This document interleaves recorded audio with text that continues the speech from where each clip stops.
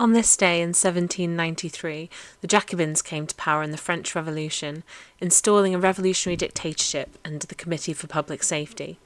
The French Revolution began in 1789 as the emerging bourgeoisie, as well as the peasantry and urban petit bourgeoisie, could no longer tolerate the economic and social limitations imposed on them by the feudal system under the absolutist monarchy.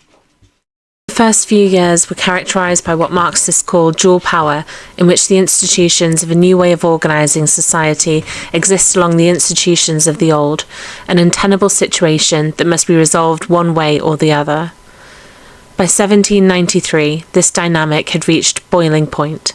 The feudal counterrevolution was attacking, and the large bourgeoisie were becoming hesitant at the radicalism the crisis was producing.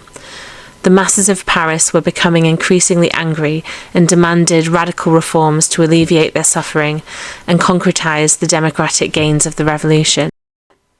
In this context, the masses organised under a system of democratic public assemblies that represented the poor artisans and workers of Paris, stormed the National Convention with the demands to purge counter-revolutionaries, fix the prices of necessities, and for power to be in the hands of the popular democracy of the sans-culottes, Parisian masses. This paved the way for the Jacobin dictatorship, which was the political faction seen as the most sympathetic to these demands, and thus began the most radical stage of the revolution that solidified many of the gains of the revolution and ultimately destroyed feudalism.